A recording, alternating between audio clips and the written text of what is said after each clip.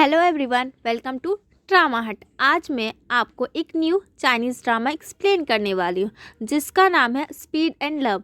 तो एपिसोड के स्टार्टिंग हमारी फीमेल लीड जिंगमो से होती है जिसका निकनेम मोमो होता है।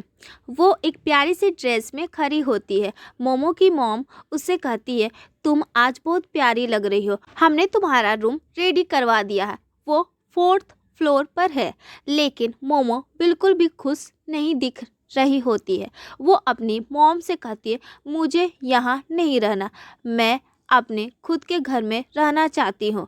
और ये आदमी जो आपके पास खड़ा है ये मेरे डैड नहीं है, सिर्फ आपके न्यू हस्बैंड हैं। उसकी मॉम मोमो को समझाने की कोशिश करती है, तुम जिद मत करो, तुम क्या सोच रही हो, मुझे क्या पता नहीं कि तुम्हारे दिमाग में क्या चल रहा है। तुम यहाँ से जाना नहीं चाहती क्योंकि तुम्हें लगता है कि तुम्हारे डैड और जिन जाओ तुम्हें लेने के लिए वापस आएंगे। तुम अब बड़ी हो गई हो, फिर भी बच्चों की तरह बिहेव कर रही हो। मोमो कहती है, उसने मुझसे प्रॉमिस किया था कि वो मेरे लिए ज़रूर वापस आएगा। मॉम पूछती है, वो को जिन जाओ? फिर मॉम कहती है, शायद मैं तुम्हें जिन जाओ के बारे में सच बताना भूल गई, इसी वजह से उसने इतने सालों में तुमसे कांटेक्ट नहीं किया। वो तुम्हारा रियल भाई नहीं है और ना ही तुम उसकी बहन हो। ये सुनते ही मोमो शॉक हो जाती है। उसकी मॉम बताती है, तुम्हारे डैड की अब एक नई फैमिली है, वो लोग अब तुम्हारी फैमिली नहीं है। जिन जाओ के पास तो एक डिसेंट जॉब तक नहीं है, इसलिए अब तुम उसके बारे में ज़्यादा मत सोचो, यही तुम्हारे लिए बेटर होगा। फिर हम फ्लैट का सीन देखते हैं जहां मोमो को एक लड़की मिलती है जिसका नाम नाना होता है। नाना मोमो से पूछती है, तुम वेकेशन पर आई हो? मोमो कहती है, नहीं, मैं किसी को ढूंढने आई हूँ जिससे मैं काफ़ी सालों से नहीं मिली हूँ। नाना कहती है, तुम काफ़ी सालों बाद मिलोगी, वैसे जिसे तुम ढूंढने आई हो वो कैसा इंसान है? मोमो जिनजाओ के बारे में बताती है, वो बहुत अच्छा लड़का, वो पढ़ने में बहुत तेज था, उसके घर की दीवारें सर्टिफिकेट से भरी होती है, काफ़ी जेंटल और गुड पर्सनैलिटी वाला था, उसकी उंगलियां बहुत खूबसूरत थी और दिल भी बहुत साफ था। तुम जानती हो उसकी हैंडराइटिंग भी बहुत अच्छी थी। नाना पूछती है, वो दिखता कैसा है, क्या वो हैंडसम है? तभी हमें पास्ट की एक छोटी सी झलक दिखाई जाती है जिसमें जिनजाओ मोमो को एक पेन देता हुए कहता है, मैं वापस आकर तुम्हारी हैंडराइटिंग चेक करूंगा। प्रेजेंट में मोमो कहती है, मैंने उसे काफ़ी सालों से नहीं देखा, पता नहीं वो कैसा होगा। यहीं से सीन हमारे मेन लीड जिन जाओ पर शिफ्ट होता है जो एक बॉक्सिंग क्लब में होता है। जिन जाओ एक बंदे के साथ फाइट करके उसे नॉकआउट कर देता है। फिर हम देखते हैं कि मोमो की मॉम मोमो के डैड यानी जिन सिंह को कॉल करके बताती है कि मोमो तुम्हें ढूंढ रही है, इसलिए वो वहाँ आ गई है, तुम्हें एयरपोर्ट जाके उसे पिक कर लो और जिन जाओ से उसे मत मिलने देना, जितनी जल्दी हो सके उसे वापस भेज दो। फिर हम देखते हैं जिन जाओ जिसे जिनशिन का कॉल आता है, वो कहता है तुम्हें किसी को पिकअप करना है। जिन जाओ पूछता है, किसे? जिनशिन कहता है, तुम्हारी बहन को। जिन जाओ थोड़ा हैरान हो जाता है और कहता है शायद इसने पी रखी है, लेकिन तभी जिनशिन उसे मोमो की फ्लाइट डिटेल्स भेज देता है। जिन जाओ जब खुद को शीशे में देखता है तो थोड़ा अपसेट दिखाई देता है क्योंकि उसके फेस पर चोट होती है और ब्लड आ रहा होता है। इधर मोमो एयरपोर्ट पहुंच जाती है, यहाँ दो लड़के उसे परेशान करने लगते, तभी पीछे से जिन जाओ की आवाज़ आती है, उससे दूर रहो। मोमो उसे देखती है और उसके पास जाती है। जिन जाओ कहता है, पहचान नहीं पा रही हो क्या? मोमो कुछ नहीं कहती है। फिर जिन जाओ कहता है, जिंगशिंग ने मुझे तुम्हें पिकअप करने के लिए भेजा है, साथ ही वो उसका सामान गाड़ी में रख देता है। मोमो कंफ्यूजन में वहीं खड़ी रहती है क्योंकि जिनजाओ काफ़ी बदल चुका होता है, जैसा वो उसे जानती थी वो बिल्कुल भी वैसा नहीं था। जिनजाओ कहता है, तुम खड़ी क्यों हो, गाड़ी में बैठ जाओ। तो मोमो गाड़ी में बैठ जाती है। जब ये लोग यहाँ से निकलते तो ट्रैफिक की वजह से रुक जाते हैं। मोमो जिनजाओ को देख रही होती है। जिनजाओ पूछता है, तुम मुझे ऐसे क्यों घूर रही हो, गर्मी लग रही है क्या? मोमो कहती है, नहीं, और साथ ही पूछती है, ये गाड़ी तुम्हारी है? जिनजाओ कहता है, नहीं, मैंने ये किसी से ली है। मोमो पूछती है, तुम अभी भी स्कूल जाते हो क्या? जिनजाओ सीधा नहीं में जवाब देता है। मोमो फिर पूछती है, तो क्या तुम ग्रेजुएट हो गए हो? इसके रिप्लाई में जिंजाओ कहता है नहीं, मैंने हाई स्कूल भी कंप्लीट नहीं किया है। मोमो शॉक्ड हो जाती है और पूछती है पर क्यों, तुम हमेशा तो टॉप करते थे, तुमने मुझसे प्रॉमिस किया था कि तुम मेहनत करोगे और मास्टर डिग्री लोगे। इसी बीच विंडो के पास एक लड़का आकर रुकता है जिसका नाम फैंगजिंग होता है। वो जिंजाओ को ड्रिंक्स के लिए पूछ रहा होता है। जिंजाओ मना कर देता है। फैंगजिंग उसे स्नैकी से अलर्ट रहने को बोलता है।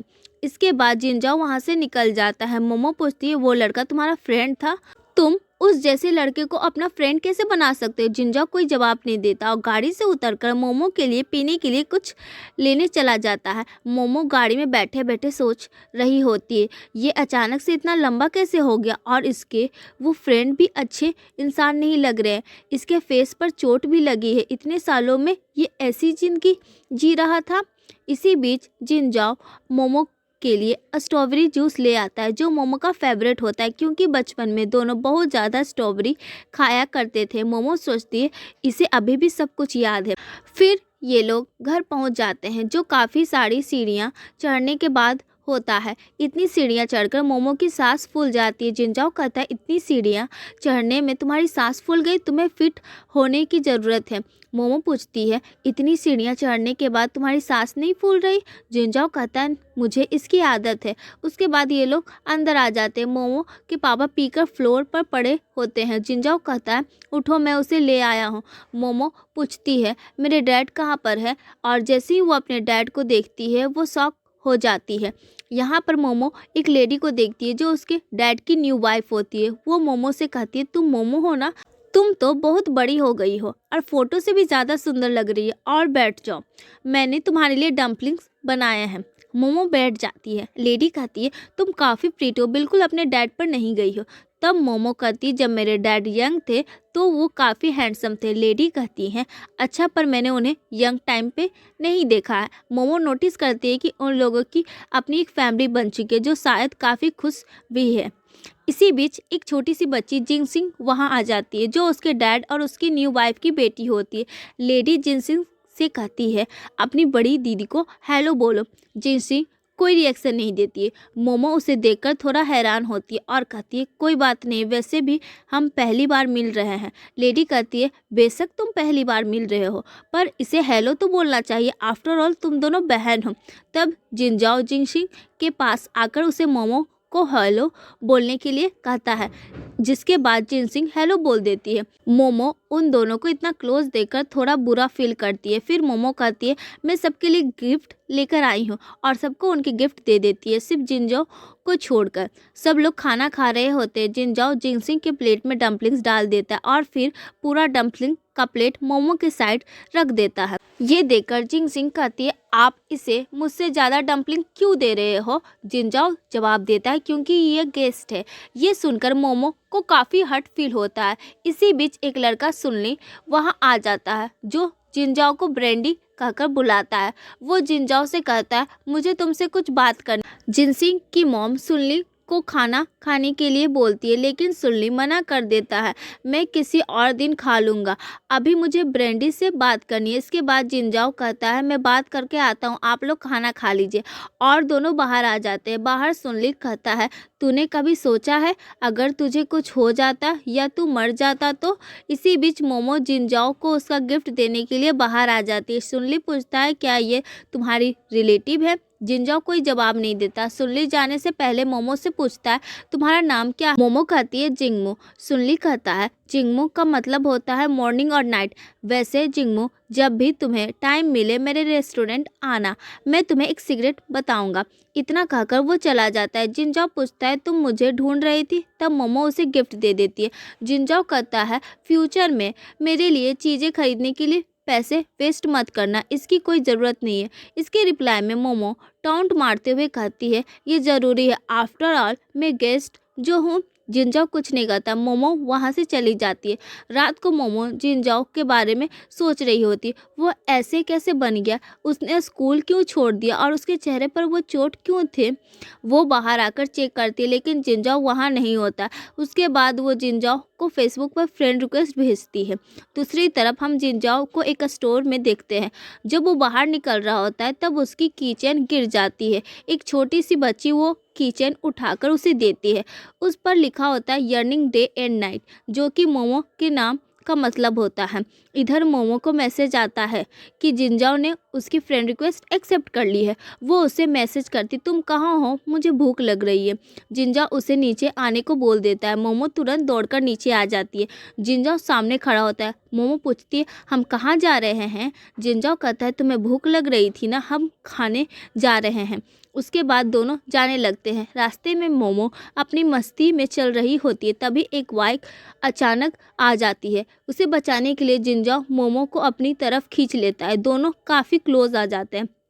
फिर जिंजाओ कहता है, तुम कोई छोटी बच्ची नहीं हो, तुम्हें इतना भी नहीं पता कि रोड पर कैसे चलते हैं। मोमो बिना कुछ बोले आगे चलने लगती है। जिंजाओ कहता है, तुम्हें रास्ता पता भी है, तुम अपोजिट साइड जा रही हो। फिर दोनों एक मार्केट में आ जाते हैं। जिंजाओ मोमो को अलग अलग चीज़ों का नाम बताता है, ये खाना है, वो खाना है। मोमो सबके लिए मना कर देती है। जिंजाओ कहता है, फिर तुम भी बताओ, तुम क्या खाना चाहती हो। मोमो कहती है, मुझे कुछ भी चलेगा। इसके बाद दोनों एक जगह बैठ जाते हैं। जिंजाओ मोमो के लिए खाना ऑर्डर कर देता है। फिर दोनों काफ़ी देर तक शांत बैठे रहते हैं। मोमो कहती है, तुम्हें मुझसे कुछ कहना नहीं है क्या। जिंजाओ कहता है, क्या कहूँ। मोमो कहती है, जैसे तुम क्यूरियस नहीं हो, मैं कैसी हूँ, इतने सालों में क्या करती रही। तब जिंजाओ पूछता है, तुम्हारे स्टेप डैड कैसे हैं। मोमो कहती है, बस ठीक ठाक है। जिंजाओ कहता है, तुम घर से भागकर आई हो। मोमो कहती है, किसने बोला मैं घर से भागकर आई हूँ। जिंजाओ कहता है, पर तुम यहाँ क्यों आई हो। मोमो कहती है, मैं तो बस यहाँ घूमने आई हूँ एज अ टूरिस्ट। जिंजाओ कहता है, तुम्हारी मॉम ने तुम्हारी रिटर्न टिकट बाय कर ली है, आज रात रेस्ट कर लो, कल मैं तुम्हें एयरपोर्ट छोड़ दूंगा। मोमो मना कर देती है, मैं वापस नहीं जाऊंगी। जिंजाओ कहता है, तुम अपनी मॉम को कॉल करके बता दो। मोमो अपनी मॉम को मैसेज करती है, मैं वापस नहीं आने वाली हूँ, टिकट कैंसिल कर दो। साथ ही वो जिंजाओ से कहती है, मैंने मॉम को बोल दिया है टिकट कैंसिल करने को। जिंजाओ पूछता है, उन्होंने हाँ बोला। मोमो कहती है, उससे क्या फ़र्क पड़ता है, मैंने मैसेज करके फ़ोन ऑफ कर दिया है। ये सुनकर जिंजाओ स्माइल करने लगता है। मोमो कहती है, मैंने सुना है यहाँ यंग लोगों के लिए काफ़ी अच्छी जगह है, मैं देखना चाहती हूँ। जिंजाओ पूछता है, तुम किस चीज़ के लिए देखना चाहती हो। मोमो कहती है, रोमांस के लिए। जिंजाओ कुछ नहीं कहता। मोमो कहती है, चलो तुम मेरे बारे में जानने के लिए क्यूरियस नहीं हो तो अपने बारे में ही बता दो, तुम इतने सालों में कैसे रहे। जिंजाओ कहता है, बस ठीक ही था। मोमो और बताने को कहती है। जिंजाओ पूछता है, तुम क्या जानना चाहती हो। मोमो पूछती है, तुम कल क्या कर रहे हो। जिंजाओ कहता है, काम। मोमो पूछती है, कैसा काम। जिंजाओ कहता है, आखिर तुम्हें चाहिए क्या। मोमो पूछती है, क्या तुम कुछ और भी करते हो। जिंजाओ कहता है, पैसे कमाता हूँ। मोमो का पूछती है, पैसे कमाने के अलावा। यहाँ पर जिंजाओ सिगरेट पीने लगता है, लेकिन मोमो की वजह से छोड़ देता है और कहता है, मैं खाता हूँ, पीता हूँ, सोता हूँ और मज़े करता हूँ, तुम किस बारे में जानना चाहती हो। मोमो कहती है, तुम्हारी मज़े वाली बात के बारे में बात करते हैं। जिंजाओ कहता है, तुम श्योर हो तुम इस बारे में बात करना चाहती हो। मोमो कहती, क्यों, तुम अपनी बहन के साथ ऐसी बात करने में कंफर्टेबल नहीं हो। जिंजाओ कहता है, मैं इतने मज़े कर चुका हूँ कि मुझे याद ही नहीं। मोमो कहती है, ठीक है। फिर टॉपिक चेंज करती है, तुम्हारी न्यू सिस्टर के बारे में बात करते हैं। जिंजाओ कहता है, तुम जिनसी की बात कर रही हो, और स्माइल करता है। इसी बीच उनका खाना आ जाता है। मोमो उसमें से धनिया अलग करने लगती है। जिंजाओ ये बात नोटिस कर लेता है। तभी फेंगजी वहाँ आ जाता है और कहता है, तुम मेरे मैसेज का रिप्लाई नहीं कर रहे हो और यहाँ लड़की के साथ बैठे हो। साथ ही वो मोमो से कहता है, तुम तो काफ़ी यंग लग रही हो। फेंगजी ये बोल ही रहा होता है कि उतने में जिंजाओ मोमो के खाने से धनिया अलग कर देता है। फेंगजी कहता है, ये तो वही लड़की है ना जो तुम्हारे साथ गाड़ी में थी। जिंजाओ उससे बताता है, ये मेरी सिस्टर है, कुछ दिन के लिए घूमने आई है। फेंगजी कहता है, सिस्टर, मैं तुम्हारे साथ एलिमेंट्री स्कूल से हूँ, अचानक से सिस्टर कहाँ से आ गई, जिसके बारे में मुझे कुछ पता ही नहीं, और तुम दोनों की शक्ल भी एक जैसी नहीं है, क्या ये तुम्हारी रियल सिस्टर है। जिंजाओ कुछ नहीं कहता। इसके बाद फेंगजी कहता है, मैंने सुना है तुम मैच के लिए जा रहे हो, लिन से बचकर रहना, वो तुम्हें मार देगा। जिंजाओ उसे चुप रहने को बोल देता है। तभी मोमो एक स्पून खाती है और वेटर से बिल मांग लेती है। जिंजाओ नोटिस करता है कि उसने सिर्फ एक स्पून ही खाया था, क्योंकि वो सिर्फ जिंजाओ के साथ टाइम स्पेंड करने के लिए आई होती है। फेंगजी कहता है तुम्हारी सिस्टर तो बहुत जल्दी सेटिस्फाई हो जाती है। जिंजाओ कहता है अच्छा तुम इसका ख्याल रख सकते हो। फेंगजी कहता है ऑफ कोर्स, अब से तुम मेरे साथ हैंग आउट करना, मैं तुम्हें खिलाऊंगा पिलाऊंगा। मोमो कुछ नहीं कहती। उसके बाद फेंगजी जिंजाओ से कहता है स्नेकी से बचकर रहना, अगर उसने तुम्हें पकड़ लिया ना तो वो छोड़ने वाली नहीं है। जिंजाओ कोई रिप्लाई नहीं करता, बिल पे करता है और वहाँ से जाने लगता है। मोमो पूछती है स्नेकी कौन है। जिंजाओ कुछ नहीं बताता। तभी कुछ गुंडे टाइप लड़के वहाँ आ जाते हैं, जो आई थिंक जिंजाओ के लिए ही आए होते हैं। फेंगजी उनसे लड़ने लगता है। तब जिंजाओ भी फाइट में आ जाता है और उन सबको बुरी तरह पीट देता है। साथ ही मोमो को संभल कर रहने के लिए बोलता है। थोड़ी सी फाइट के बाद जिंजाओ मोमो को बाइक पर बैठाकर वहां से निकल जाता है और इसी के साथ एपिसोड एंड हो जाता है। अगर वीडियो पसंद आया हो तो लाइक करो और हमारे चैनल को सब्सक्राइब करके बेल आइकन भी दबा दो। अगले वीडियो मिलते हैं, तब तक के लिए बाय।